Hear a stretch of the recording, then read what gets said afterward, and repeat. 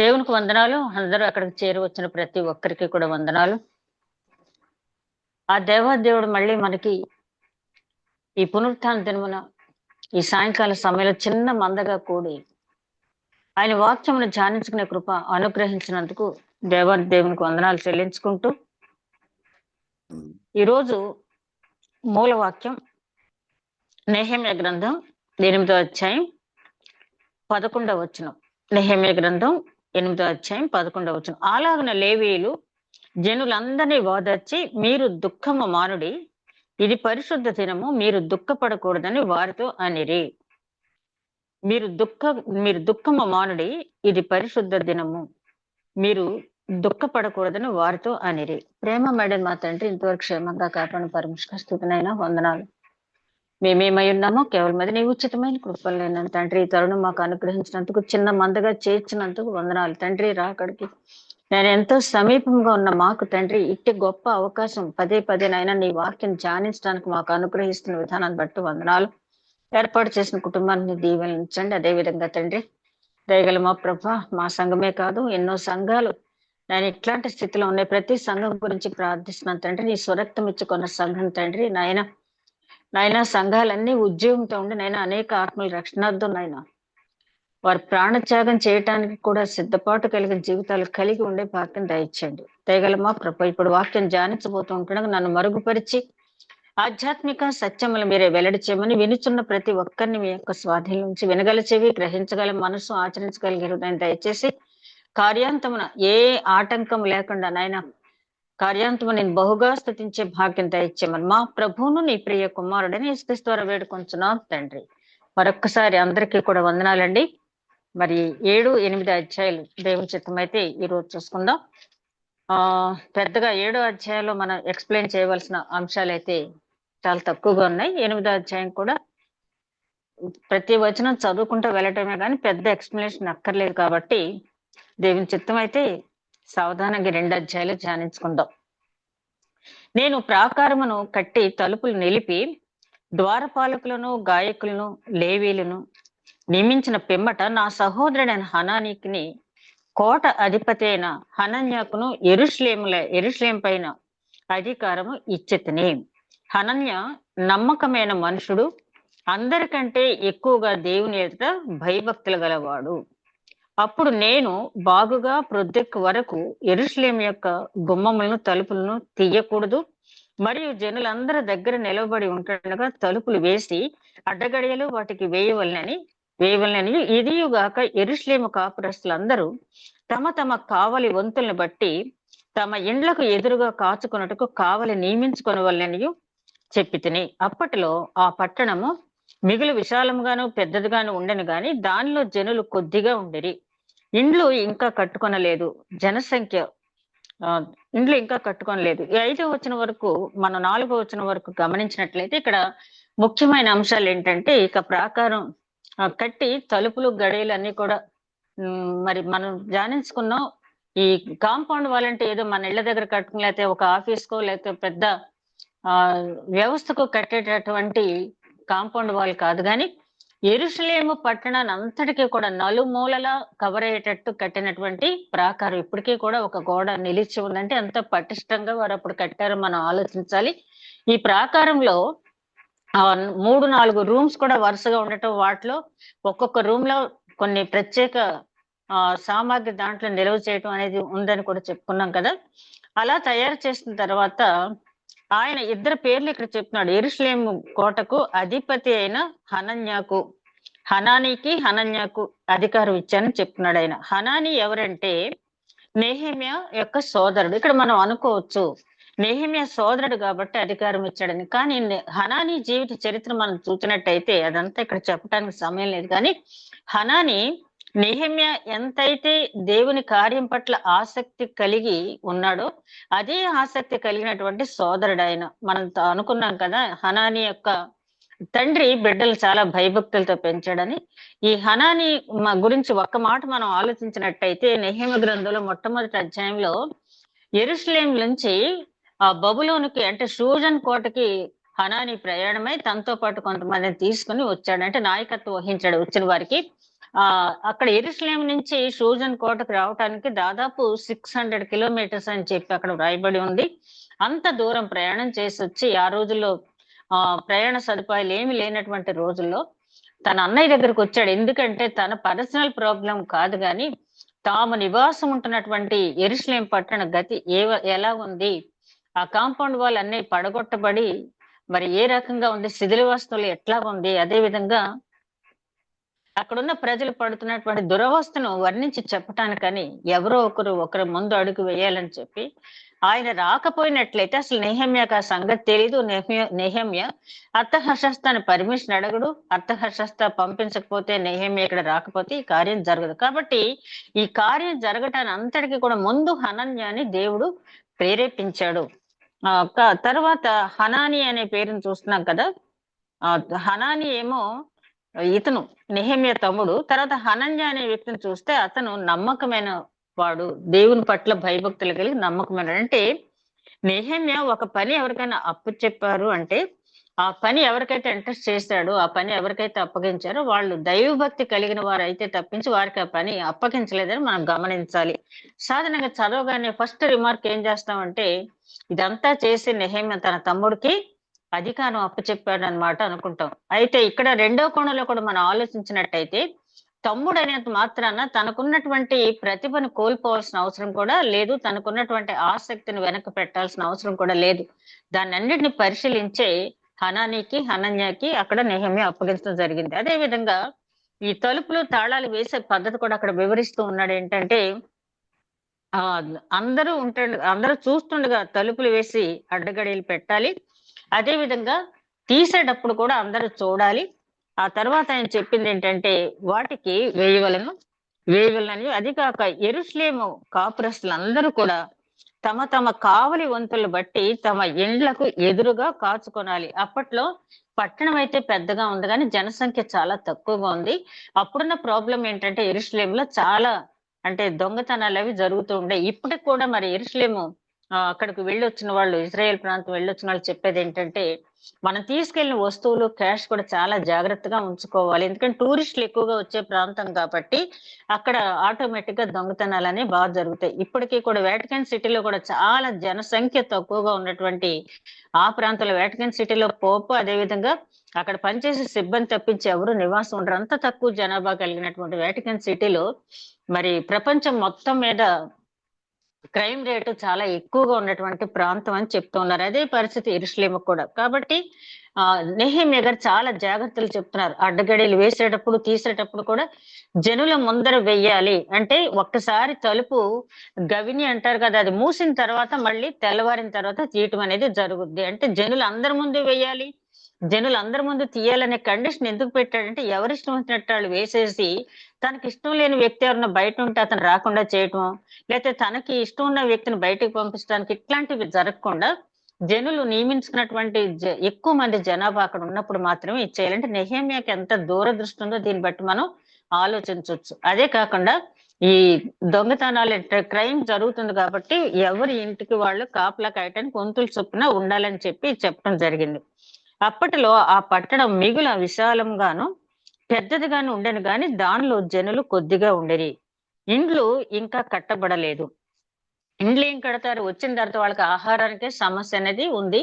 నెహెమ్యా గారు ఆహార సమస్య, వాళ్ళకి సామాజిక సమస్యలు అన్ని కూడా టీచర్ ఇప్పుడు కట్టుకోవడం మొదలు పెడతారు ఈ అధ్యాయం తర్వాత. కాబట్టి ఇండ్లు తక్కువగా ఉన్నాయి, చాలా ఈజీగా దొంగతనాలు జరుగుతాయి, కాబట్టి చాలా జాగ్రత్తగా ఉండండి అని చెప్పారు. ఆ తర్వాత జనసంఖ్య చేయనట్లు నా దేవుడు నా హృదయంలో తలంపు పుట్టింపగా ప్రధానులను, అధికారులను, జనులను నేను సమకూర్చితిని. అంతలో ముందు వచ్చిన వారిని గూర్చిన వంశావళి గ్రంథం నాకు కనపడెను. అందులో వ్రాయబడిన వంశావళులు ఇవి. ఈయనకి జనసంఖ్య రాయాలని ఎవరు పుట్టించారు? దేవుడు పుట్టించాడు తలంపు. జనసంఖ్య రాయాలని దేవుడు పుట్టించాడు. దావీదు గారు కూడా ఒకసారి జనసంఖ్య వ్రాసారు. దేవుని తలంపు కాదు, తనకి వ్యక్తిగతంగా వచ్చిన తలంపును బట్టి జనసంఖ్య రాయబట్టి అక్కడ చాలా నష్టపోయాడు దావీదు గారు. కానీ ఇక్కడ నెహెమ్యాకి తన స్వబుద్ధిని ఆధారం చేసుకోలేదు, ఏది కూడా దేవుని చిత్తానికే తన జీవితాన్ని అప్పగించాడు. కాబట్టి దేవుడే నెహెమ్యా మనసులో తలంపు పుట్టించాడు. దానికి కారణం ఏంటంటే ఆ బబులోన్ నుంచి వచ్చినటువంటి ఆ మిశ్రిత జాతి మిక్స్డ్ జనాభా చాలా మంది ఉన్నారు కాబట్టి వాళ్ళ గురించి జాగ్రత్త వహించడానికి అసలైన యూదులు ఎవరు అని చెప్పి వాళ్ళ వంశావళిని చూడాలని చెప్పి దేవుడు తలం పుట్టించాడు. వ్రాయాలని ప్రధానుల అధికారులను సమకూర్చేటప్పటికి అక్కడి నుంచి వచ్చేటప్పుడు బబులో నుంచి వచ్చేటప్పుడు వాళ్ళు తెచ్చుకున్నారంట. వాళ్ళు ఏ వంశానికి ఏ గోత్రానికి చెందిన వాళ్ళు, వాళ్ళ పితరులు ఎవరు అనే జాబితా వాళ్ళు తెచ్చుకున్నారు. దాన్ని ఆధారంగా చేసుకుని నెహెమ్యా గారు వ్రాయటం అనేది జరిగింది. అయితే ఇక్కడ నుంచి 73వ వచనం వరకు మనం దాన్ని పెద్దగా మనం పట్టించుకోకలేదు. ఆ వంశాలను ఉన్నటువంటి పెద్దలు వాళ్ళ గురించి మాత్రమే ఇక్కడ వ్రాయబడింది. అయితే 61వ వచనం చూస్తే ఇక్కడ 62వ వచనం 7వ అధ్యాయం 62వ వచనం వారెవరనగా దెలయ్య వంశస్థులను, టోబియా వంశస్థులను, నిరోధ వంశస్థులు వీరు 600 వీళ్ళేంటంటే వీరు ఏ వంశానికి ఏ గోత్రానికి చెందిన వారో వాళ్ళు చూపించలేకపోయారు. మీరు ఏ గోత్రానికి చెందిన వారు, మీ పూర్వీకులు ఎవరు అంటే చూపించలేకపోయారు. కారణం ఏంటంటే ఈ టోబియా అమ్మోనీయుడు అంటే మనకు తెలుసు కదా, ఇతను లోతు యొక్క 2వ సంతానానికి చెందినటువంటి వంశాల నుంచి వచ్చినవాడు. కాబట్టి ఇశ్రాయేలీ గోత్రాల దాంట్లో అతనికి ఉండదు. కాబట్టి ఈ టోబియాకి ఈ దైవ వ్యతిరేకమైన ఆలోచనలు వచ్చినాయని మనం గమనించాలి. అంటే టోబియా జీవిత చరిత్ర మనం చూస్తున్నాం కదా. నెహెమ్యాను మొదటి నుంచి కూడా నెహెమ్యా వచ్చినప్పుడు ఇశ్రాయేల్ బాగు చేసేవాడు ఒకడు వచ్చాడని చెప్పి చాలా దుఃఖపడ్డాడు. తర్వాత అతను ఏదో రకంగా ఆటంకపరచాలి, జనులను అతని మీద రేపాడు. తర్వాత ఒక మైదానంలో ఉండి అక్కడికి మాట్లాడని కబురు చేశాడు. తర్వాత ఒక అన్సీల్డ్ కవర్ లో ఇతను రాజద్రోహం చేయటానికి పూనుకున్నాడని చెప్పి ఇష్టం వచ్చినట్టు లెటర్ రాసి అది అన్సీల్డ్ గా పంపించి ప్రజలందరిలో నెహెమ్యాను అల్లరి చేయాలనుకున్నాడు. లాస్ట్ ప్రయత్నం ఏంటంటే, నిన్ను చంపాలని కుట్ర చేస్తున్నారు కాబట్టి నువ్వు గర్భాలయంలోకి వెళ్ళి నీ ప్రాణాన్ని కాపాడుకొని చెప్పాడు. అన్యుడు ప్రవేశిస్తే అందులో చనిపోతారని చెప్పి ధర్మశాస్త్రం చెప్తూ ఉంటాడుగా, తన ప్రాణాన్ని కాపాడుకోవటానికి వెళ్ళమని నెహెమ్యాను ప్రోత్సహించాడు టోబియా. అంటే అతనికి ధర్మశాస్త్రం మీద గాని దేవుని ఆజ్ఞల మీద గాని ఏ మాత్రం నమ్మకం లేదు కాబట్టి అట్లా చెప్పాడు. కానీ ధర్మశాస్త్ర కోవిదుడైన నెహెమ్యా పని ఎందుకు చేస్తాడు? ప్రాణమైనా పోగొట్టుకుంటాడు కానీ ఆ రకమైన మరణం అతను పొందటానికి ఇష్టపడడు. కాబట్టి టోబియా ఇన్ని నీచమైన కార్యాలు చేశాడు అంటే దానికి కారణం ఏంటంటే అతడు అమ్మోనీయుల జాతికి చెందినవాడు, ఇశ్రాయేలీయుడు కాదు అని చెప్పి ఇక్కడ అందుకనే వంశావళిలో నెహెమ్యా రాయించాడు. ఎవరెవరు అంటే వాళ్ళ బుద్ధులు ఏంటి, వాళ్ళ యాక్టివిటీస్ ఏంటి, ఎందుకు ఇలా ఉన్నారని తెలుసుకోవటానికి ఈ వంశావళులు అనేవి చాలా ఉపయోగపడినాయి. ఇక్కడ 7వ అధ్యాయం 73వ వచనం వరకు ఇంకా అంతకంటే మనకి పెద్దగా అవసరమైనవి ఏమి లేవు. కానీ ఈ 70వ వచనం నుంచి ఒక్కసారి చదివితే 7వ అధ్యాయం 70వ వచనంలో పెద్దలలో ప్రధానులైన కొందరు పనికి కొంత సహాయం చేసిరి. అధికారి ఖజానాలో 120 తులముల బంగారమును, 50 పళ్ళెములను, 730 యాజక వస్త్రములను వేసి ఇచ్చెను. మరియు పెద్దలలో ప్రధానులైన వారు కొందరు ఖజానాలో 140 తులముల బంగారమును, 14 లక్షల తులముల వెండిని వేసిరి. మిగిలిన వారందరూ 240 తులములు బంగారమును, 240 లక్షల తులముల వెండిని, 67 యాజక వస్త్రములను ఇచ్చిరి. అప్పుడు యాజకులు, లేవీయులు, ద్వారపాలకులు, గాయకులు, జనులలో కొందరును, నెతినీయులు, ఇశ్రాయేలు అందరూ తమ పట్టణముల యందు నివాసము చేసిరి. అంటే ఈ యాజక వస్త్రాలకి కావాల్సినటువంటి వస్త్రాలు, అదే విధంగా వారికి మరి జీవన వృత్తి ఉండాలి కాబట్టి వాళ్ళకి బంగారం వెండి కూడా ఇచ్చారు. ఇచ్చిన తర్వాత ఈ గాయక బృందం నెతినీయులు అంటే ఆ చుట్టుపక్కలే వాళ్ళు నివాసం చేశారు. యెరూషలేంకి వాళ్ళు ఏంటంటే గాయక బృందం అన్నమాట. వాళ్ళందరికీ కూడా కావాల్సిన ఏర్పాట్లు చేసిన తర్వాత వారి వారి గ్రామాలకు వెళ్ళిపోయారు. అంటే వారి వంతుల చొప్పున వచ్చి యెరూషలేం దేవాలయంలో వాళ్ళు సేవలు చేసుకోవటానికి గాను నెహెమ్యా ఆ ఏర్పాటు చేయటం అనేది జరిగింది. 7వ అధ్యాయంలో ముఖ్యమైన అంశం ఏంటంటే హనన్యాకు నెహెమ్యా వారి యొక్క ఆ క్యారెక్టర్ ని బట్టి వాళ్ళకి ఆ పదవులు ఇవ్వటం. రెండో అంశం ఏంటంటే వాళ్ళకి జనాభా లెక్క రాయాలని దేవుని ప్రేరేపణ ద్వారా జనాభా లెక్క రాయటం. దాని ద్వారా టోబియా లాంటి కొంతమంది వంశాల చరిత్ర బయటపడటం, వాళ్ళని జాగ్రత్తగా గమనించి వాళ్ళకి అధికార పదవులు ఏమి ఇవ్వకుండా వాళ్ళని దూరంగా ఉంచడం అనేది జరిగింది. తర్వాత యెరూషలేములో గడియలు వేయటం, తీయటం కూడా చాలా శాస్త్రీయ పద్ధతిలో నెహెమ్యా ఎందుకు చేశారంటే, ఎవరు ఇష్టం వచ్చినట్టు వాళ్ళు వేయకుండా అందరి సమక్షంలో, మరి హిందూ దేవాలయాల్లో కూడా నేను మొన్న చదివాను. ఒక పూజారి గుడికి తాళం వేసేటప్పుడు ఎవరినో ఒకళ్ళు సాక్ష్యంగా పెట్టుకోవాలట. అదే విధంగా ఆ గుడి తాళం తీసేటప్పుడు కూడా ఎవరినో ఒకడు సాక్ష్యం పెట్టుకొని తీయాలి పక్కన. అంతే తప్పించి ఒంటరిగా వెళ్లి గుడి తాళం తీయటం గాని, ఒంటరిగా వెళ్లి తాళం వేయటం గాని జరగకూడదని చెప్పి నేను చదివాను. అంటే ఇప్పుడు అది ఫాలో అవుతున్నారా లేదా నాకు తెలీదు గానీ, ఒక బుక్‌లో నేను అది చదవటం జరిగింది. ఎందుకంటే ఒకవేళ ఆ ఆలయంలో వస్తువులేమన్నా పోయినా, చేసినా ఆ తాళం వేసినప్పుడు, తీసినట్టు ఉన్నప్పుడు సాక్షి ఉండటం మంచిదని చెప్పి ఆ ఏర్పాటు చేసుంటారు. ఇక్కడైతే నెహెమ్యా అయితే ఇట్లాంటి అవాంఛనీయ సంఘటనలు జరగకుండా, అంటే ఆశ్రిత పక్షపాతం అనేది జరగకుండా, ఎవరిష్టం వచ్చినట్టు వాళ్ళు తలుపులు తీయటం గాని, ఎవరిష్టం వచ్చినట్టు వాళ్ళు తలుపులు వేయటం గాని జరగకుండా, సమూహం ఎదుట ఏదైనా జరగాలి అని ఒక నిర్ణయం తీసుకున్నాడు. ఈ 3 అంశాలు కూడా 7వ అధ్యాయంలో మనం చూసాం. ఇక 8వ అధ్యాయానికి వచ్చేటప్పటికి 7వ నెల రాగా ఇశ్రాయేలీయులు తమ పట్టణముల్లో నివాసులై ఉండిరి. అప్పుడు జనులందరినూ ఏక మనస్కులై నీటి గుమ్మం ఎదుటనున్న మైదానమునకు వచ్చి, యెహోవా ఇశ్రాయేలీయులకు ఆజ్ఞాపించిన మోషే ధర్మశాస్త్ర గ్రంథమును తెమ్మని ఎజ్రాను శాస్త్రి చెప్పగా. చూడండి, జనులే అడిగారంట ధర్మశాస్త్ర గ్రంథం తెమ్మని. ఎందుకంటే మేము ఈ రకంగా చెడిపోవటానికి ధర్మశాస్త్రంలో ఏముందో తెలీదు, పరిశుద్ధ గ్రంథంలో మాకేముందో తెలీదు అని చెప్పి వాళ్ళకి వాళ్ళే రియలైజ్ అయ్యి ఎజ్రా గారిని అడుగుతున్నారంట. ఆ ధర్మశాస్త్రం మోషేకి దేవుడిచ్చినటువంటి ఆ ధర్మశాస్త్ర గ్రంథం తెమ్మని. అప్పటికి మనం ఆలోచించినట్లయితే ధర్మశాస్త్రంలో ఎన్ని ఉన్నాయంటే, తోరా అంటాం కదా, ఈ 5 కాండాలు, బహుశా ద్వితీయోపదేశ కాండం ఉందో లేదో సరిగ్గా, ఆది కాండం, నిర్గమకాండం, లేవీకాండం, సంఖ్యాకాండం సంపూర్ణంగా ఉంది. ద్వితీయోపదేశ కాండం కూడా ఉండి ఉండవచ్చు. ఈ 5 కాండాలు మాత్రమే ఉంది అప్పటికి, ఈ నెహెమ్యా కాలానికి వాళ్ళు తెమ్మని అడిగేటప్పటికి.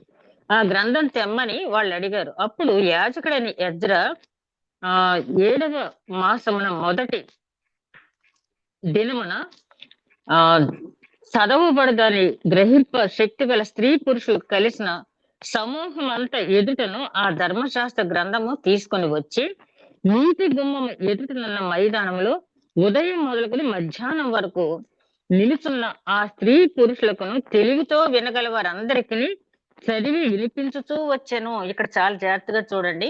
ఆ రోజుల్లో ఎజ్రా శాస్త్రి ఆ ఎజ్రా శాస్త్రి అనేది అతనికి బిరుదు. అంటే శాస్త్రాన్ని వివరించి చెప్పగలిగిన వాడు. పరిసయ్యుల్లో శాస్త్రాన్ని వివరించి చెప్పగలిగిన వాడిని శాస్త్రి అని చెప్పి అంటారు. కాబట్టి ఎజ్రా శాస్త్రి ఏం చేశాడంటే ఆ ధర్మశాస్త్ర గ్రంథాన్ని తెప్పించి ఆ నీటి గుమ్మం ఎదుట ఉన్నట్టు మైదానంలో నిలబడి, ఆ స్త్రీ పురుషులందరూ కూడా నిలబడ్డారు. నిలబడ్డ వారికి వివరించి చెప్తున్నాడు. ఎప్పటి నుంచి? ఉదయం మొదలుకొని మధ్యాహ్నం వరకు. ఇది చదువుతా ఉంటే నాకు అనిపిస్తుంది, మెసేజ్ల గురించి ఈ మధ్య చాలా మంది లాంగ్ లెంగ్త్ ఉన్న మెసేజెస్ వినలేకపోతున్నాం. 5 మినిట్స్ కావాలి, 10 మినిట్స్ కావాలి, 15 మినిట్స్ కావాలని చెప్పి, అంటే వినటానికి కూడా ఓపిక. ఈ వినేది కూడా ఎలా వింటున్నారు? పోనీ ఏదైనా కూర్చునో లేకపోతే నిలబడో కాదు కదా, వాళ్ళు రిలాక్స్డ్ గా వింటారు. ఆ రిలాక్స్డ్ గా వినేదానికి కూడా వాళ్ళకి మనసు అనేది రావటం లేదు. ఆ రోజుల్లో వాళ్ళు ఉదయం నుంచి మధ్యాహ్నం వరకు అట్లాగే నిలబడ్డారంట ఆ జనులందరూ. అంటే ఎవరు నిలబడ్డారు అంటే, ఎవరికైతే ఆసక్తి ఉందో వాళ్ళందరూ అక్కడ నిలబడ్డారు. తెలివితో వినగలవారు అందరికీ చదివి వినిపించుతూ వచ్చాను. అంటే అందరినీ రావద్దని ఎజ్రా చెప్పలేదు, కానీ వచ్చినా కూడా కొంతమంది బాడీ ప్రెజెంట్ మైండ్ ఆబ్సెంట్ అని ఉంటారు. వాళ్ళందరినీ ఎజ్రా శాస్త్రి కనిపెట్టగలడు. ఎవరైతే ఆసక్తిగా వింటూ ఉన్నారో వాళ్ళకి అంత వివరిస్తూ వస్తున్నాడంట. ఆ జనులందరూ ధర్మశాస్త్ర గ్రంథమును శ్రద్ధతో వినిరి. చాలా శ్రద్ధగా విన్నారు, అక్కడ ఉన్నారు. అంతటా వినుట వల్ల విశ్వాసం కలుగును, అది క్రీస్తు మాట వల్ల కలుగును అంటాడు రోమిలు రాసిన పత్రికలో పౌలు గారు. ముందు వినాలి. వినటం అనేది చాలా తక్కువగా ఉంటుంది. ఇప్పుడు కొద్దిగా 4-5 ప్రసంగాలు ఎక్కడన్నా వింటే 5వసారి వీళ్ళే ప్రసంగం చేయడానికి తయారైపోతున్నారు తప్పించి, అసలు వినటం, చదవటం అనేది చాలా తగ్గిపోయింది. చెప్పటానికి మాత్రం ఇష్టపడుతున్నారు. వీళ్ళు చెప్పింది ఇతరులు వినాలి తప్పించి వినటానికి ఎక్కువ ఇష్టపడలేదు. ఎవరైతే బాగా వింటారో వాళ్ళు మాత్రమే జ్ఞానం సంపాదించగలరు. వినటానికి వేగిరపడాలి, మాట్లాడటానికి ఆలోచించాలి. అది పాటించిన వాళ్ళు మాత్రమే జ్ఞానాన్ని సంపాదించగలరు. అంతటా శాస్త్రి ఎజ్రా ఆ పని కొరకు కర్రతో చేయబడిన ఒక పీఠం మీద నిలువబడెను. అంటే కర్రతో చేయబడిన పీఠం అంటే పుల్పిట్ అన్నమాట. అంటే పుల్పిట్ అనేది ఇక్కడి నుంచే మొదలు పెట్టింది. ఇంతవరకు మనకి అది యెహోషువ గ్రంథం వరకు కూడా మనం పుల్పిట్ అనేది చూడం. మొదటి రాజుల గ్రంథంలో ఆలయ ప్రతిష్ఠ రోజున సొలొమోన్ మహారాజు గారు ఇత్తడి సప్పరం అంటాడు దాన్ని. ఒక ప్లాట్ఫామ్ లాంటిదన్నమాట. ఒక ప్లాట్ఫామ్ మీద నిలబడి ఆయన ఆరాధన చేశాడు. కానీ ఇప్పుడు మనం వాడే పుల్పిట్ అనేది ఇక్కడ ఎజ్రా గారే ప్రారంభించారని మనం గమనించవచ్చు. ఆ పని కొరకు కర్రతో చేయబడిన ఒక పీఠం మీద నిలువబడెను. మరియు అతని దగ్గర ఈ పీఠం ఇప్పటికీ కూడా అంటారు ఏంటంటే, ఆల్టర్ కంటే ఆ పీఠం కిందకు ఉండాలి కొంతమంది, ఆల్టర్ కంటే పుల్పిట్ పైన ఉండాలి, ఎత్తుగా ఉండాలి కొంతమంది అంటారు. ఏదేమైనప్పటికీ అందరికీ కవర్ అయ్యేలాగా ఇప్పుడు గ్యాదరింగ్ ఎక్కువగా ఉంటుంది. ఇదివరకటి పద్ధతిలో ఉన్నట్టయితే అందరినీ మనం కవర్ చేయలేం కాబట్టి గ్యాదరింగ్ అందరికీ కూడా కనపడేలాగా ఎత్తులోనే పుల్పిట్ అనేది పెట్టడం జరుగుతుంది. అయితే ఆయన చదువుతూ ఉన్నప్పుడు ఆ మరియు అతని దగ్గర కుడిపార్శ్వమున మతిత్య, షమ, అనయ, ఊరియా, హిల్కియా, మయషేయ అనువారిని అంటే 6 కుడి పక్కన నిలబడ్డారు.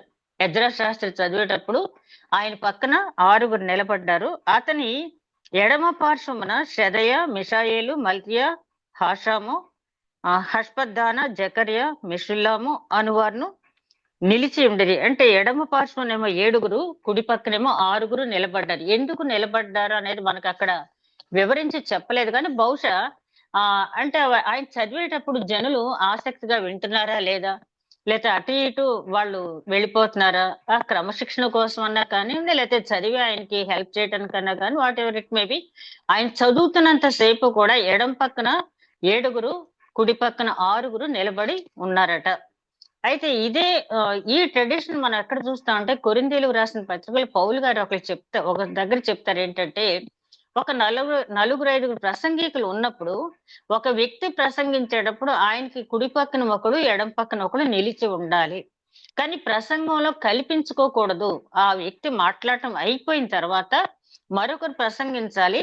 మరొకరు ప్రసంగించేటప్పుడు ఇప్పుడు ప్రసంగించిన వ్యక్తి కూడా పక్కన నిలబడచ్చు, మరొకరు నిలబడచ్చు. అంటే మరి దాన్ని నేను అనుకోవటం డిసిప్లిన్ మెయింటైన్ చేయడానికి ఆ రకంగా పెట్టుంటారని చెప్పి అనుకుంటూ ఉన్నాను. అప్పుడు ఎజ్రా అందరికంటే ఎత్తుగా నిలవబడి జనులందరూ చూచుచుండగా గ్రంథమును విప్పగానే జనులందరూ నిలువబడిరి. ఎజ్రా మహాదేవుడైన యెహోవాను స్తుతింపగా జనులందరూ తమ చేతులెత్తి ఆమెన్ ఆమెన్ అని పలుకుచు నేలకు ముఖములు ఉంచుకొని యెహోవాకు నమస్కరించిరి. చూడండి, నెహెమ్యా గారు ఎంత మార్పు, అంటే ఎజ్రా తోటి ధర్మశాస్త్ర గ్రంథం తెప్పించి చదివించడం వల్ల ప్రజల్లో ఎంత మార్పు తీసుకొచ్చారంటే, ఈ ధర్మశాస్త్ర గ్రంథం అంతవరకు వాళ్ళకి ఎవరు కూడా ఈ రకంగా చదివి ఇంత విపులంగా, అంటే కొంతమంది చదువుతూ ఉంటేనే దాని అర్థ తాత్పర్యాలన్నీ కూడా మనకు అర్థమైపోతాయి. ఆ విధంగా బహుశా ఎజ్రా గారు చదివి ఉండవచ్చు.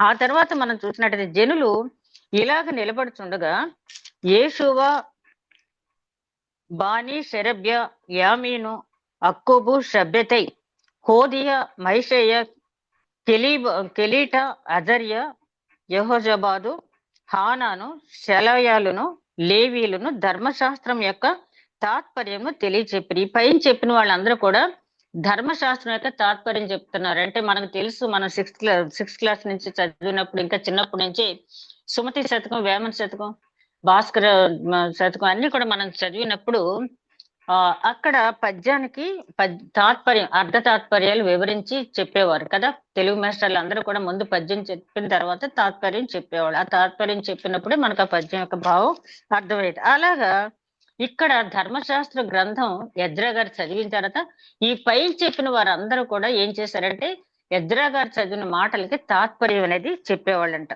తెలియచెప్పారు. అంటే ప్రజల్లో మార్పు తీసుకురావడానికి ఆ పరిశుద్ధ గ్రంథంలో ఉన్న మాటలు వాళ్ళ హృదయాల్లోకి వెళ్ళటానికి వాళ్ళు ఎంత ఆసక్తి చూపారు, ఎంత కష్టపడ్డారు. నిలబడిన జనము కష్టపడ్డారు, వాళ్ళు వినటానికి ఎంత ఆసక్తి చూపించారు. అట్లాగే చెప్పేవాళ్ళు కూడా అంత ఆసక్తి చూపించి, నేను అనుకుంటున్నాను నిజంగా ఇవాళ సంఘాల్లో ఇలాంటి యాజకులు కనుక ఉంటే, ఇలాంటి పాస్టర్స్ కనుక ఉంటే, ఇట్లాంటి సేవకులు కనుక ఉంటే ఇవాళ సంఘాలు ఉన్నటువంటి ఘోరమైన స్థితిలోకి వెళ్ళవు. అసలు దాని మీద ఆసక్తే లేదు, దాని మీద ఆసక్తే లేదు. అసలు కనీసం బైబిల్ చదవకుండా వాక్యం చెప్పేయటం అనేది ఫ్యాషన్ అయిపోయింది.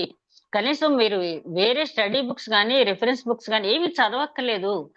బైబిల్ ఉన్నది ఉన్నట్టుగా రిఫరెన్స్ కూడా చెప్పలేనటువంటి సేవకులు యాజకులు మనం చూస్తున్నాం. నాకు ఎజ్రా గ్రంథం 8వ అధ్యాయం చదువుతుంటే ఆ రోజుల్లోనే ఎజ్రా శాస్త్రి గారు ఎంత ఆయన శ్రమపడి గ్రంథాన్ని స్పష్టంగా చదివి వినిపించారనేది మనం అర్థం చేసుకోవచ్చు. జనులు బాగుగా గ్రహించినట్లు దానికి అర్థము చెప్పి అర్థ తాత్పర్యాలు చెప్పారు. జనులందరూ ధర్మశాస్త్ర గ్రంథపు మాటలు విని ఏడవ మొదలు పెట్టగా ఆ ధర్మశాస్త్ర గ్రంథాన్ని విని ఏడవటం మొదలు పెట్టారండి. ఎందుకు? ధర్మశాస్త్ర గ్రంథంలో రాసిన అన్ని కూడా ఆల్మోస్ట్ వాళ్ళు తప్పిపోయారు. ఆ ధర్మశాస్త్ర గ్రంథంలో ఏమైతే వ్రాయబడి ఇవన్నీ కూడా తప్పిపోయిన వాళ్ళకి నువ్వు ఈ తప్పు చేశావు అని నెహమ్యా గాని ఎజ్రా గాని చెప్పలేదు. కానీ ఆ ధర్మశాస్త్ర గ్రంథం అంత చక్కగా చదివి ఆ సబ్స్టెన్స్ అంత తాత్పర్యం అంతా కూడా వివరించి చెప్పేటప్పటికి వాళ్ళ హృదయంలోంచి దుఃఖం వచ్చేస్తుందంట. ఇది చదువుతుంటే మనకు సంఘటన గుర్తొస్తుంది. ఏంటంటే అపోస్తుల కార్యాలు 2వ అధ్యాయంలో అక్కడ పేతురు గారు ప్రసంగించగానే అక్కడ ఎంతమంది ఒకేసారి హృదయంలో నొచ్చుకున్నారంట. పేతురు గారు ఏం అనలేదు వాళ్ళు, కానీ వాళ్ళు హృదయంలో నొచ్చుకుని ఇప్పుడు మేమేం చేయాలి అని అడుగుతారు. అడిగితే మీరు బాప్తిసం తీసుకోండి, రక్షణ పొందండి అని చెప్పుకొని ఒక్కసారి 3,000 మంది, ఆ రోజుల్లో 3,000 మంది ఒక్కసారి బాప్తిసం తీసుకున్నారు అంటే ఎంత ప్రభావం పేతురు గారి ప్రసంగం అనేది వారి మీద ఉంది అని చెప్పి మనం గ్రహించినట్టయితే ఆ రోజుల్లో ఎజ్రా శాస్త్రి గారు చదివిన విధానం కూడా జనుల్లో ఆ విధంగానే ఆ ప్రభావం చూపబట్టి ఎవరు చెప్పకుండానే ఆ దుఃఖం అంతా కూడా వాళ్ళకి బయటకు వచ్చేస్తుంది. అయ్యో, పరిశుద్ధ గ్రంథంలో ఉన్న అంశాలన్నీ మేము తప్పిపోయామని చెప్పి వాళ్ళు బాధపడుతూ ఉన్నారు.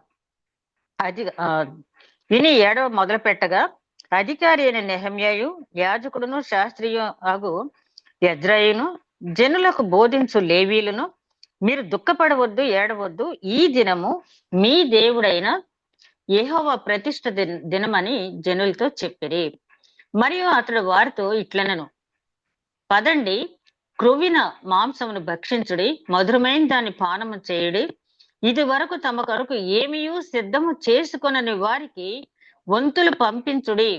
మీరు తినండి, త్రాగండి, సంతోషించండి. అంత మాత్రమే కాదు, ఇంట్లో ఏమీ లేని వారికి వంతులు చొప్పున నేను ఇంత పంపిస్తాను మీరే నిర్ణయించుకుని ఎవరైతే ఇంట్లో ఏమీ లేకుండా ఉన్నారో వాళ్ళు కూడా మీతో పాటు సంతోషించేటట్టుగా షేరింగ్ అనేది అక్కడ చెప్తున్నాడు ఆయన.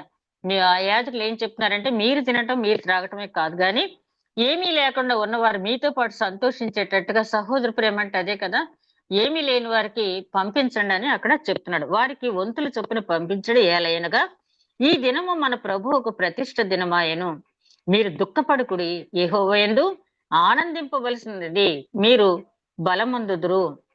అలాగు లేవీయులు జనులందరినీ ఓదార్చి మీరు దుఃఖము మానుడి, ఇది పరిశుద్ధ దినము, మీరు దుఃఖపడకూడదు వారితో అనేది. ఇది పరిశుద్ధ దినం, ఎందుకు మీరు దుఃఖపడుతున్నారు? ధర్మశాస్త్రాన్ని తెలుసుకున్నారు, పాస్ట్ వదిలేయండి, ప్రజెంట్ టెన్స్ లోకి రండి, ప్రజెంట్ లోకి రండి. మీరు ఇక మీ జీవితాన్ని మీరు సర్దిద్దుకోండి. అంతేగాని నేను ఇప్పుడు చాలా మంది అదే కదా ప్రార్థనలో మోకరించి నేను అప్పుడు అలా చేశాను ఆ ఏడుపుతోటే ప్రార్థన అంతా అయిపోయిన గతాన్ని మనం ఎప్పుడు కూడా తెచ్చుకోలేం. ప్రభు క్షమించని అడిగిన తర్వాత దేవుడు క్షమించాడు అనే ఒక సిద్ధ మనసుతో రాబోయే కాలంలో నా జీవితంలో ఈ పొరపాటు చేయకూడదని నిర్ణయించుకుని ప్రార్థించాలే తప్పించి చాలా మంది అయిపోయిన సంగతులే తలుచుకుని దుఃఖపడుతూ ప్రార్థిస్తారు. దాని ఎందుకంటే దేవుడు తెలియదా, మన జీవితం ఏంటో తెలుసు, మనం ఏం చేసామో తెలుసు, ఆయనకి ఏమీ మనం చెప్పక్కర్లేదు. అలాగని అసలు చెప్పకూడదా అంటే సమయం వచ్చినప్పుడు దేవుని సన్నిధిలో ఒప్పుకోవాల్సి వచ్చినప్పుడు ఒప్పుకో, కానీ ప్రతిసారి అదే ఒప్పుకుంటే దానివల్ల ప్రయోజనం ఏమీ లేదు. ఆ తర్వాత జనులు తమకు తెలియజేయబడిన మాటలన్నీ గ్రహించి తినుటకును త్రాగుటకును లేచి వారికి పలహారములు పంపించుటకును సంభ్రమగా ఉండుటకును ఎవరి ఇండ్లకు వారు వెళ్ళిరి. ఇక్కడ తినుటకును త్రాగుటకును లేచుటకు అనేటప్పటికి మనకు ఒక మాట గుర్తొస్తుంది. ఏంటంటే మోషే 40 రాత్రులు పగలు దేవుని దగ్గర సహవాసం చేసి ఆ రాతి పలకల మీద అటువైపు ఇటువైపు కూడా దేవుని వ్రేలుతో వ్రాయబడినటువంటి 10 ఆజ్ఞలు ఉన్న పలకలు తీసుకుని వస్తూ ఉంటే అహరోని తొందర చేసి మరి నీ దేవుడైన నీ తమ్ముడైన మోషే ఏమయ్యాడో మాకు తెలియదు, మాకు ఒక దూడని చేయము, అదే మాకు ఒక దేవతను చేయమని అడగటం, అహరోను ఆ దూడని చేయటం, ఆ దూడే మమ్మల్ని అక్కడిని తీసుకొచ్చింది ఐగుప్తు నుంచి చెప్పని చెప్పి తినుటకు త్రాగుటకు లేచిరి అని ఉంది. ఆ తినుటకు త్రాగి వాళ్ళు అక్కడ శపింపబడ్డారు. అయితే ఇక్కడ వీరు తినుటకు త్రాగుటకు లేచి దీవింపబడ్డారు. అంటే ఇక్కడ మనం గమనించాల్సింది ఏంటంటే దైవ చిత్తానుసారంగా మన జీవితాలు ఉన్నప్పుడు దేవుడు ఎప్పుడు కూడా సంతోషంగా, సమాధానంగా, ఆనందంగా ఉండమని చెప్పి ఆయన మనల్ని అంటారు. అంతే తప్పించి దైవ వ్యతిరేకమైన పని చేసి నేను ఆనందిస్తాను అంటే ఆ ఆనందం ఎప్పుడు కూడా మనకి నిలబడదు. ముందు దైవ చిత్తానుసారమైన జీవితం మనకు కలిగి ఉన్నప్పుడు సంతోషించడానికి, ఆనందించడానికి ఆయనే ఇస్తాడు. అయితే మనకిచ్చిన ప్రతి ఒక్కటి కూడా దేవుడే నాకు అనుగ్రహించాడని చెప్పి ఆయనకు స్తుతి చెల్లించి ఎప్పుడైతే మనం తీసుకున్నామో దేవుడు సంతోషించేటటువంటి దేవుడు. ఆ తరువాత జనులు తమకు తెలియచేయబడిన మాటలన్నీ గ్రహించి తినుటకు త్రాగుటకు లేచిన వారికి పలహారములు పంపించును. సంబరముగా ఉండుటకును ఎవరి ఇండ్లకు వారు వెళ్ళారు. రెండవ దినమందు చూడండి, ఇక్కడ ఒక రోజంతా ఉన్నారు. మార్నింగ్ నుంచి ఆఫ్టర్నూన్ వరకు అలాగే నిలబడ్డారు, దుఃఖపడ్డారు, రోధించారు. ఆ తర్వాత యాజకులు మీరు రోధించవద్దు, దుఃఖించవద్దు, ఇది యెహోవాకు ప్రతిష్ఠిత దినం. అంటే మీరు యెహోవాకు ప్రతిష్ఠించుకున్నవారు కాబట్టి, ప్రతిష్ఠిత దినం కాబట్టి మీరు దుఃఖపడవద్దు, మీరు తినండి, మధుర పానీయములు త్రాగండి. త్రాగండి అంటే ఏదో తాగమని కాదు, మధుర పానీయములు తాగండి అని అక్కడ స్పష్టంగా ఉంది. మధుర పానీయములు అంటే ఏ ఫ్రూట్ జ్యూస్ లాంటిది, మధుర పానీయాలు తాగండి. అంతేకాకుండా ఏమీ లేని వారు కూడా పంపించండి అని చెప్పిన తర్వాత వాళ్ళు సంభ్రమంతో యాజకులు చెప్పినట్టుగానే వారు తిన్నారు. ఆ ఆ స్వీట్ జ్యూసెస్ వాళ్ళు తాగారు. తాగిన తర్వాత ఏమీ లేని వారు కొంతుల చొప్పున కూడా పంపించి వారు ఎవరి ఇండ్లకు వారు వెళ్ళారు. వెళ్ళిన తర్వాత వాళ్ళు చేసింది ఏంటి అనేది మనం గమనించినట్టయితే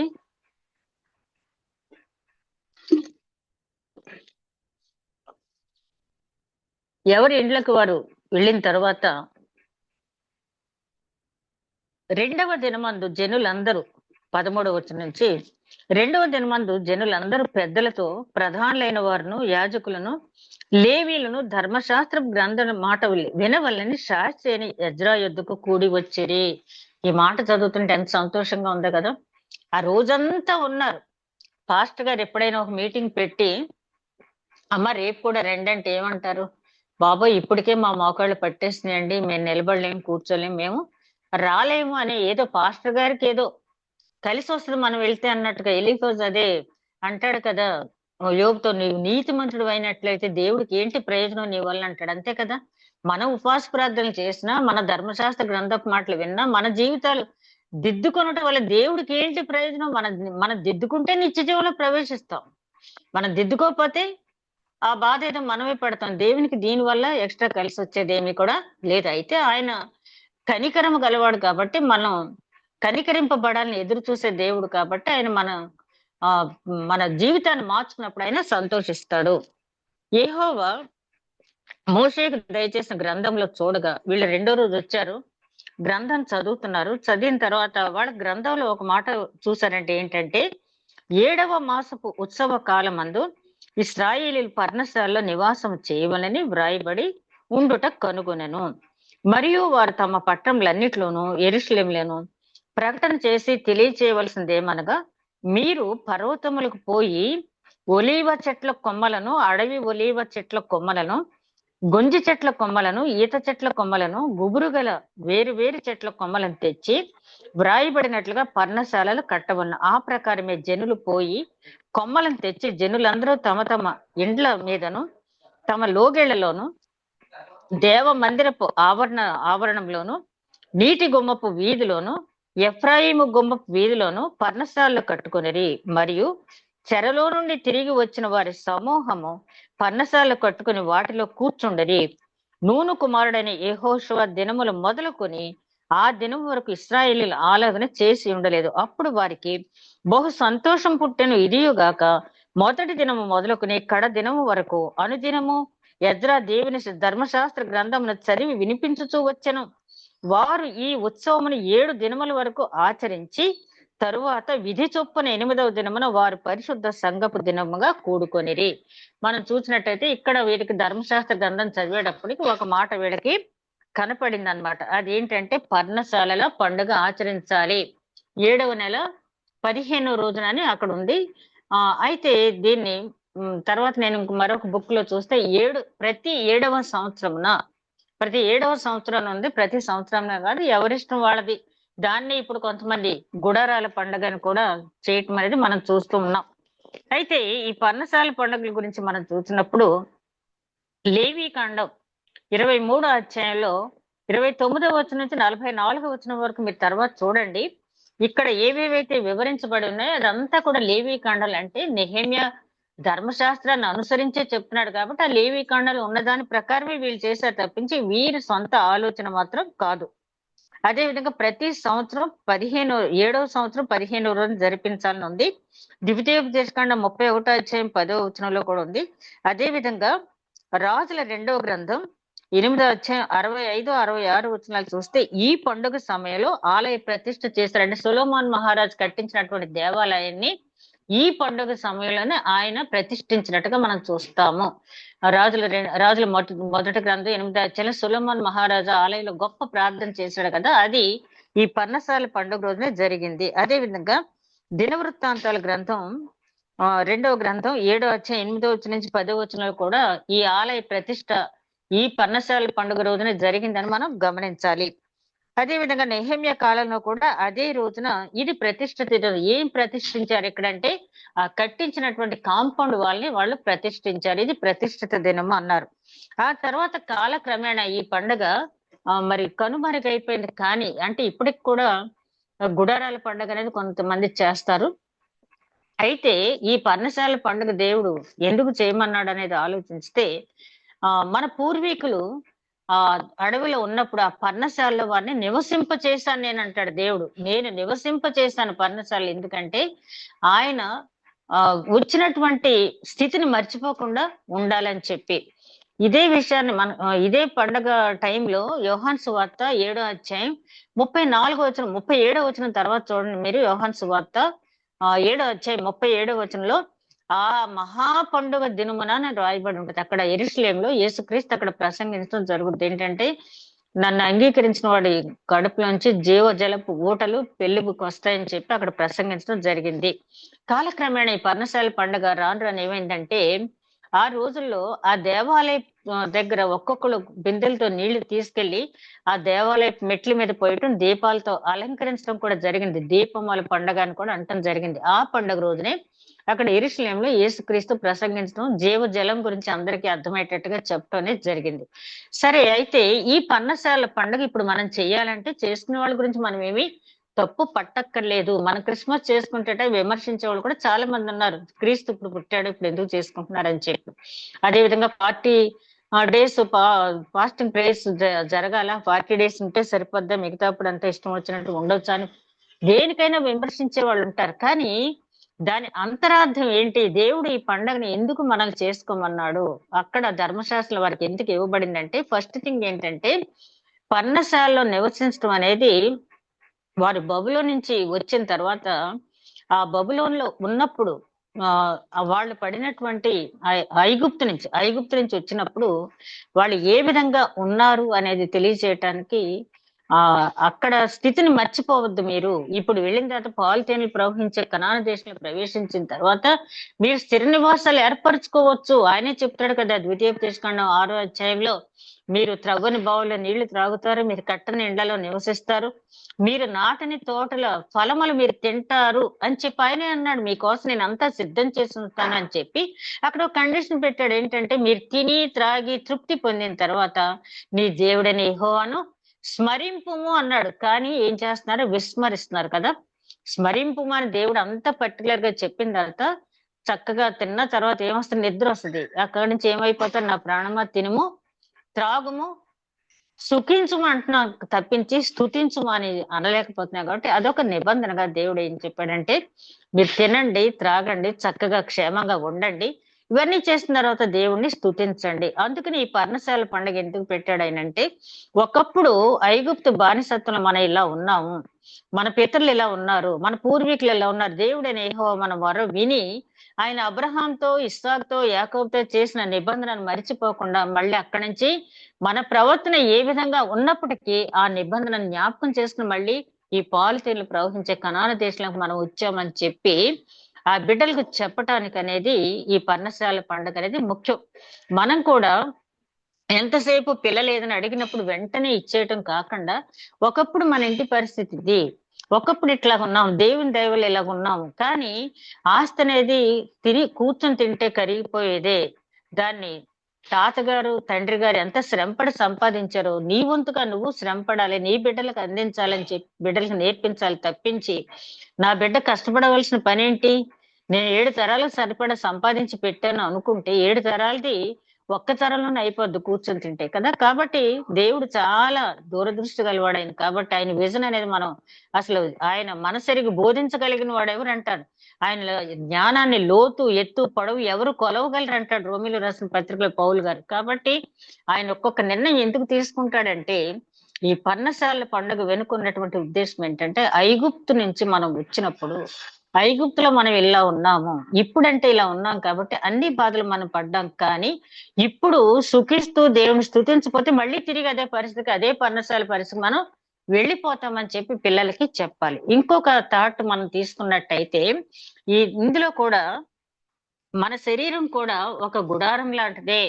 మన శరీరం కూడా ఒక గుడారం లాంటిది. అదే విధంగా క్రీస్తు దేవాలయం గురించి కూడా చెప్తూ ఎంత గొప్ప దేవాలయం అన్నా రాయి మీద రాయి, ఇటుక మీద ఇటుక ఉండని రోజు వస్తుందని చెప్పారు. క్రీస్తు శకం 70లో అదే విధంగా పెద్ద దేవాలయాన్ని కూల్చివేయడం జరిగింది. ఈ రోజున చూస్తున్నాం 45 లక్షలు పెట్టి కట్టాం, 50 లక్షలు పెట్టి కట్టాం, దేవాలయాలు కూల్చేస్తున్నారని చెప్తున్నారు. దేవాలయాలు కూల్చివేయబడటం మనకు బాధే. కానీ ఎందుకు జరుగుతున్నాయంటే ప్రతి ఒక్కళ్ళు కూడా దేవాలయానికి ఇంపార్టెన్స్ ఇస్తున్నారు కానీ దేవుడికి ఇంపార్టెన్స్ ఇవ్వట్లేదు. దేవుడు చెప్పిన ఆజ్ఞకి ఇంపార్టెన్స్ ఇవ్వట్లేదు. దాని వల్ల ఇట్లాంటివి జరుగుతున్నాయి.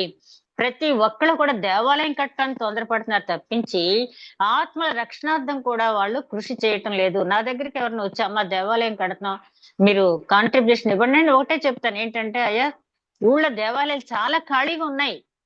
మీరు అక్కడ జనం తీసుకువెళ్ళండి. ఆత్మ లక్షణార్థం మీకు నిజంగా ఉంటే అక్కడ తీసుకువెళ్ళండి. దేవాలయం ముఖ్యం కాదు. దేవుని అర్థం చేసుకోవటం ముఖ్యం. దేవుణ్ణి మనం స్తుతించాలి, ఆయన ఆజ్ఞలు మనం అనుసరించాలి, నిత్య జీవులు ప్రవేశించాలి అంటే ముందు దేవుని యొక్క గుణగణాలు మనం తెలుసుకోవాలి. అది చెప్పే ఖాళీ లేదు. కానీ ఎన్ని దేవాలయాలు, మొన్న ఎవరో ఒక రాజకీయ నాయకుడు అంటున్నాడు, చిన్న గ్రామంలో 32 దేవాలయాలను చర్చెస్ ఉన్నాయి, అంత అవసరమా అని అడుగుతున్నాను. నిజమే కదా. ప్రతి ఒక్కళ్ళు కూడా ఇంటికని పర్మిషన్ పెట్టుకోవటం, కింద ఇల్లు పైన మందిరం, పర్మిషన్ లేకుండా కట్టడం, అవి పడగొట్టేయటం, అక్కడ ధర్నాలు, స్ట్రైక్లు, ఇదిగో క్రైస్తవత్వం మీద దాడి జరుగుతుందని చెప్పి అనవసరమైనటువంటి యాజిటేషన్స్ తీసుకురావడం. కానీ ఇప్పుడున్న దేవాలయాలు సరిపోతాయి. మనం ఆ జనాన్ని అక్కడికి తీసుకువెళ్ళి ఆత్మల రక్షణార్థం మనం చేయాలి తప్పించి ఈ దేవాలయానికి ఇంపార్టెన్స్ ఇచ్చి దేవుడిని ఎప్పుడైతే మనం వెనక్కి పెట్టామో ఆ దేవాలయం పడగొడుతున్నా కూడా దేవుడు పట్టించుకోవట్లేదు. ఎందుకంటే దేవాలయాన్ని ఇప్పుడు కూడా అయినా ఇంపార్టెంట్ గా చెప్పలేదు. రాయి మీద రాయి ఉండకుండా పడదోయబడే రోజు వస్తుందని చెప్పి, అలాగే నేను సిలువ వేయబడతాను, 3వ దినం లేస్తానని చెప్పి, ఆ శరీరం ఎంత మత్స్యమైన శరీరం, ఈ మత్స్యమైన శరీరం వదిలిపెడితే గాని అమర్త్య దేహం మనం ధరించం. ఆ అమర్త్య దేహంతో మాత్రమే మనం ఆ నిత్య జీవంలో ప్రవేశిస్తామని నేను ఎన్నోసార్లు చెప్పారు. అయినప్పటికీ మనం ఎప్పుడు కూడా 2 విషయాలకు బాగా ప్రాధాన్యత ఇస్తాం.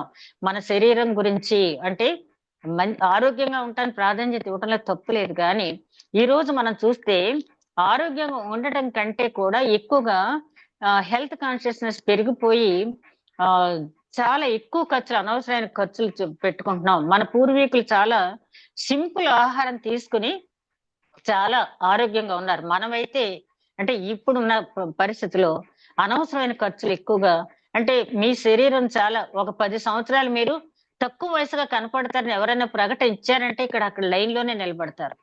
తక్కువ వయసులో కనపడటం అనేది ఏం ముఖ్యం, మనకి ఎంతకాలం జీవించామన్నది కాదు కానీ ఎలా జీవించామన్నది ముఖ్యం. యాకోబు గారిని ఫరో గారు అడుగుతారు, నీ వయసు ఎంత అంటే, నేను యాత్ర చేసిన దినాలు 130 గాని దాంట్లో జీవించిన సంవత్సరాలు చాలా తక్కువ.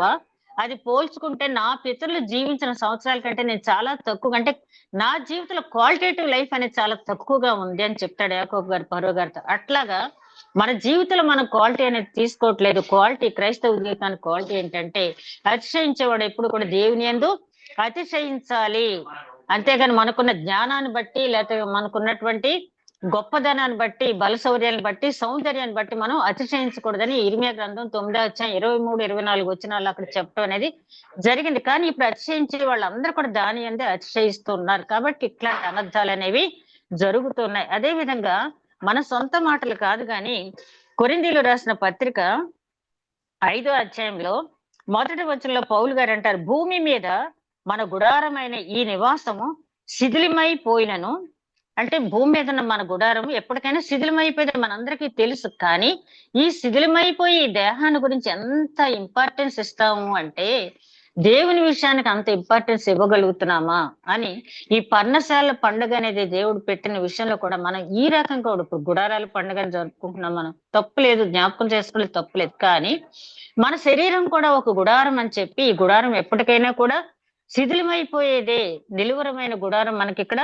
లేదు అంటాడు పౌలు గారు. మన ఈ నిలువరమైన గుడారం కాదని తెలిసి కూడా మనం ధైర్యంగా ఎందుకుంటున్నామంటే ఈ గుడారంలో ఉంటూ దేవుని యందు భయభక్తులు కలిగి ధైర్యంగా జీవిస్తున్నాము. ఎప్పటికైనా కూడా ఈ మత్స్యమైన దాని మీద అమత్స్యమైన శరీరం మనకు వచ్చినప్పుడు మాత్రమే అదే అసలైన గుడారం అని చెప్పి చెప్పడం జరిగింది. అదే విధంగా పేతురు గారు రాసిన మొదటి పత్రిక, రెండో పత్రిక, పేతురు గారు రాసినటువంటి రెండో పత్రికలో మనం గమనించినట్లయితే అక్కడ ఆయన చెప్తూ ఉన్నాడు, పరలోకం నుండి పరిశుద్ధాత్మ వలన 12వ వచనంలో పేతురు గారు రాసిన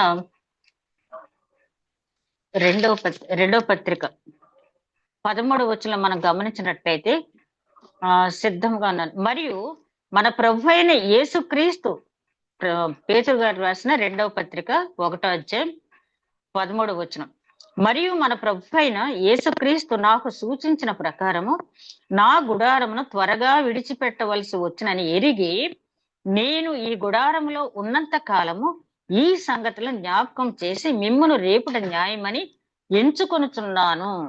పేతురు గారు ఏం చెప్తున్నారంటే, దేవుడు నాకు సూచన ఇచ్చేసాడు, అబ్బాయి నువ్వు వచ్చేవలసిన టైం అయింది, నీ గుడారం వదిలిపెట్టి నువ్వు వచ్చేవలసిన టైం అయింది, ఆ టెంపరీ గుడారం నుంచి వదిలేసి పర్మనెంట్ గుడారంలోకి వచ్చేవలసిన, అది ప్రకటన గ్రంథంలో కూడా ఆయన చెప్తాడు కదా, ఆయనే తన గుడారమున వారి మీద కప్పును. దేవుడు కప్పే గుడారమే శాశ్వతం. గాని మనం ఇక్కడ ఎన్ని హంగులు ఆర్భాటాలతో మనం బిల్డింగ్స్ కట్టుకున్నా, లేకపోతే ఎన్ని హంగులు ఆర్భాటాలతో మన శరీర సౌష్ఠవం పెంచుకుని దేహాన్ని గురించి ఇంపార్టెన్స్ ఇచ్చి ఆరోగ్యాన్ని పరిరక్షించుకున్న నరుని ఆయుష్ 70 సంవత్సరాలు అధిక బలం ఉంటే 80 సంవత్సరాలు అయినను వాటి వైభవం ఆయాసము దుఃఖమే అన్నాడు మోషే గారు. కాబట్టి ఈ గుడారాల పండుగ, పర్ణశాల పండుగ గురించి మనం ఆలోచించేటప్పుడు మన దేహం కూడా ఒక పర్ణశాల లాంటిదే. కాబట్టి దాని గురించి మనం ఎక్కువ చింతించకూడదు. మన దేహం కూడా ఒక గుడారం లాంటిదే. మనం కాదు, ఎంతో ఆధ్యాత్మిక జీవితాన్ని కలిగి ఆధ్యాత్మిక తత్వాన్ని వడపోసినటువంటి పౌలు గారు, పేతురు గారు చెప్తున్నటువంటి మాటలు. ఈ గుడారాన్ని మనం విడిచిపెట్టి వెళ్ళవలసిందే. అక్కడ ఇశ్రాయేలీలకు దేవుడు ఏం చేశాడంటే గత జీవితాన్ని మర్చిపోకుండా, దేవుని మర్చిపోకుండా ఉంటాను. మనకు కూడా ఇప్పుడు అదే కాన్సెప్ట్. మనం నీ పిలిచిన పిలుపు నువ్వు మర్చిపోవద్దు. దేవుడు నిన్ను విలువైన పిలిచాడు. తన రక్తాన్ని ధారబోసి తన విలువైన, పరిశుద్ధమైన, నిష్కల్మషమైన, పవిత్రమైన, నిందారహితమైన రక్తాన్ని నీ కోసం ధారబోసి పిలిచాడు. కాబట్టి ఆ పిలిచిన పిలుపును మర్చిపోవద్దు. ఆ పిలిచిన పిలుపుకు తగినట్టుగా నువ్వు జీవించు, అంతే తప్పించి నీ జీవితం శాశ్వతం, లేకపోతే నీ ఇల్లు శాశ్వతం, లేకపోతే దేవాలయం శాశ్వతం అనుకోవద్దు. దేవుడు దేవుని ఆజ్ఞలు మాత్రం శాశ్వతం. గడ్డి ఎండను పువ్వు వాడును, కానీ దేవుని వాక్యం నిరంతరము నిలుచును. అదే విధంగా యోహాన్ గారు రాసిన పత్రిక, మొదటి పత్రిక 2వ అధ్యాయం 16వ వచనంలో చూస్తే శరీరాశ, నేత్రాశ, జీవపు డమ్ము ఇవన్నీ కూడా దేవుని నుంచి వచ్చినవి కాదు. దేవుని వాక్యం ఒక్కటే మాత్రం, దేవుని చిత్తం ఒక్కటే నిలిచి ఉంటది. కాబట్టి మన జీవితంలో మనం గమనించాల్సింది దేవుని చిత్తాన్ని ఎరిగి మన జీవితాన్ని మలుచుకోవటం. ఈ పర్ణశాల పండుగ అనే దాంట్లో కాన్సెప్ట్ ఇంకా చెప్పాలంటే మనం దీని గురించి ఎన్నైనా చెప్పుకోవచ్చు. పర్ణశాల పండుగ దేవుడు ఎందుకు వాళ్ళకి ఇచ్చాడు, ఆ దాన్ని ఇప్పుడు మనం ఎలాగ అడాప్ట్ చేసుకోవాలి, దాన్ని బట్టి మనం ఏం ఆలోచించాలంటే ఈ రెండు మనకు ముఖ్యంగా. మన జీవితం అనేది చాలా టెంపరీ. ఈ టెంపరీ జీవితాన్ని గురించి ఎక్కువగా ఆలోచించి నిత్య నివాసాన్ని మనం పోగొట్టుకోకూడదు. మత్స్యమైన శరీరం ఎప్పటికైనా భూమిలో కలిసిపోవాల్సిన, మట్టిలో కలిసిపోవాల్సిందే. అమర్త్య శరీరం కోసం మనం పాటుపడాలి. క్షయమైన దాని గురించి కాకుండా అక్షయమైన దాని గురించి మనం పాటుపడాలని చెప్పి ఈ పర్ణశాల పండుగ ద్వారా మనం జ్ఞాపకం చేసుకుందాం. ఎనిమిదో అధ్యాయంలో ప్రాముఖ్యమైన అంశాలు ఏంటంటే, ఎజ్రా శాస్త్రి గారు ధర్మశాస్త్ర గ్రంథాన్ని ఎట్లా చదివారంటే ఒక ఎత్తైన పీఠం మీద జనులందరినీ కవర్ చేసేటట్టు చదివారు. ఆయనకి ఎడం పక్కన ఏడుగురు, కుడి పక్కన ఆరుగురు నిలబడి ఉన్నారు. అదే విధంగా మరి కొంతమంది అర్థ తాత్పర్యాలు వివరించి చెప్పారు. జనులందరూ దాన్ని చాలా ఏక మనసుతో ఏక భావంతో నిలిచి ప్రొద్దు నుంచి మధ్యాహ్నం వరకు ఆ నీటి గుమ్మం నిలిచి విన్నారు. విన్నది విడిచిపెట్టేసి ఆ చెవిని విని ఈ చెవిని విడిచిపెట్టేయకుండా మంచి నేలన పడిన విత్తనం లాగా, పక్షులు ఎత్తుకుపోయే విత్తనం మొళ్ళకంచెలో పడిన విత్తనంలాగా కాకుండా మంచి నేలను పడిన విత్తనం లాగా అది ఫలించింది. వెంటనే దాని వల్ల మంచి నేలను పడిన విత్తనం అని ఎలా చెప్తున్నామంటే దాని రిజల్ట్ అక్కడే కనిపించింది. వాళ్ళు దుఃఖపడ్డారు. మేము దేవుని ఆజ్ఞ నుంచి, దేవుడి నుంచి మేము దూరంగా వెళ్ళిపోయామని దుఃఖపడ్డారు. అది దేవుడు కోరుకుంటున్నాడు. మిమ్మల్ని దుఃఖపెట్టానని నేను సంతోషించడం లేదు, కానీ మీలో దైవ చిత్తానుసారమైన దుఃఖం కలిగించినందుకు నేను సంతోషిస్తున్నాను అంటాడు పౌలు గారు. కొరింథీయులకు రాసిన పత్రిక 2వ పత్రిక 7వ అధ్యాయంలో ఆయన అంటాడు, దైవ చిత్తానుసారమైన దుఃఖం రక్షణార్థమైన మారు మనసు కలుగు చేస్తే. ఇక్కడ ఎజ్రా శాస్త్రి గారు చదివినటువంటి గ్రంథ పఠనం అనేది వేళలో రక్షణార్థమైన మారు మనసు అనేది కలుగజేస్తుంది. అట్లాంటి మారు మనసు మనం కలిగి ఉండాలి. దేవుడు కోరుకుంటున్నాడు. వాక్య పఠనం చేసేటప్పుడు ఈ వాక్యం నాకు ఏం బోధిస్తుంది, ఈ వాక్యం ద్వారా నేను విడిచిపెట్టవలసినవి ఏంటి, నేను అడాప్ట్ చేసుకోవాల్సినవి ఏంటి, దీంట్లో క్రొత్త సంగతి ఏమైనా నేర్చుకున్నానా, దీంట్లో నేను ఇవ్వగల సాక్ష్యం ఏముందా, ఇట్లాగా ఒక 5 అంశాలు మనం పెట్టుకుని ఒక అధ్యాయం మనం చదివినట్లయితే చదివిన దానికి అర్థం ఉంటుంది. అట్టి నడిపింపు దేవుడు మనకి అనుగ్రహించునుగాక. దయగలమా ప్రభువా, ఇంతవరకు నాయన ధ్యానించిన వాక్యం నూరంతలుగా ఫలించే భాగ్యం దయచేయమని మా ప్రభువును నీ ప్రియ కుమారుడైన యేసుక్రీస్తు ద్వారా వేడుకొంచున్నాం తండ్రి. ఆమేన్.